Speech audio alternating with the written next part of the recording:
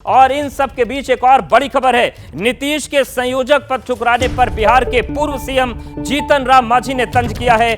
मांझी ने कहा कि अब किसी को भी राजा बनाने का सपना दिखाकर सेनापति बना दीजिएगा तो वो सेनापति क्यों बनेगा। जवाब तो लालू जी को देना चाहिए कि आखिर वो नीतीश जी के साथ ऐसा क्यों किया उन्होंने। अच्छा भला आदमी को सपना दिखाकर कैसा बना दिया है।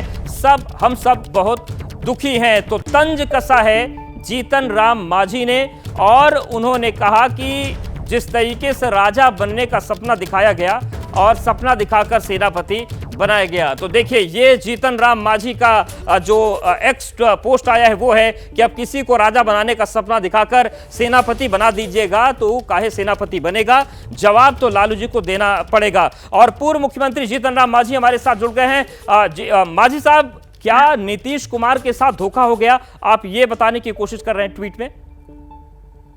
एकदम धोखा हो गया। इनको तो बुला के कहा गया कि आप प्राइम मिनिस्टर के मटेरियल हैं, आपको प्राइम मिनिस्टर के रूप में हम लोग प्रोजेक्ट करेंगे।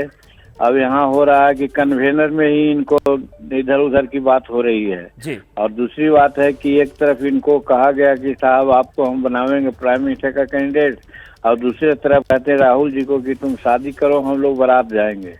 तो कहने का मतलब है कि दो नाव पर चढ़ा करके इनको बहका करके आज एनडीए तोड़ करके लाए। अब आज स्थिति है कि बीच भंवर में डाल दिए हैं। और आज क्या स्थिति है इनको नीतीश कुमार को जो आपने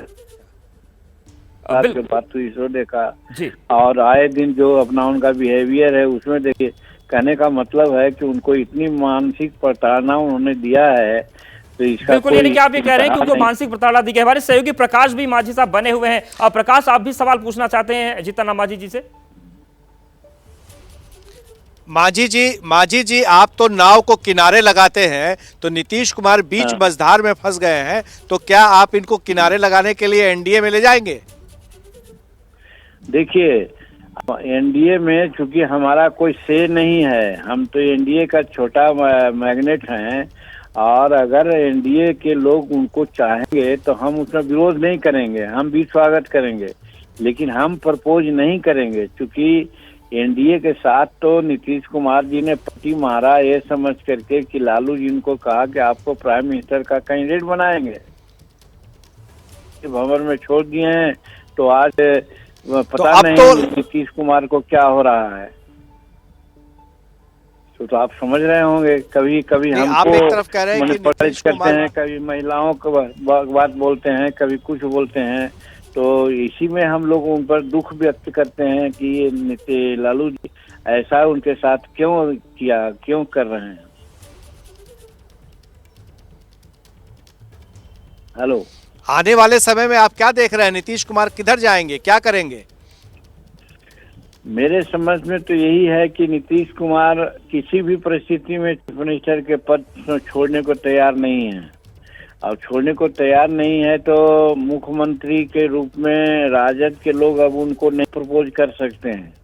तो अब जहां से उनको एश्योरेंस मिल सकता है या कुछ सेकंड ऑप्शन मिल सकता है वहीं न जाएंगे।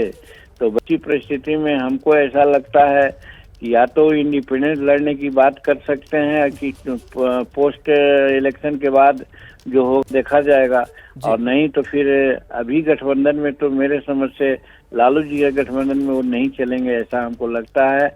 और एक हर माह के बाद जरूर कोई न कोई वो रास्ता तय करेंगे।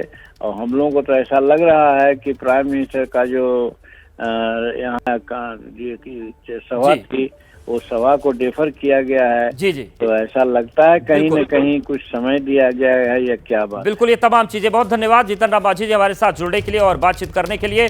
तो जीतन राम मांझी जुड़े तो उनका कहना था कि नीतीश कुमार के साथ धोखा हो गया।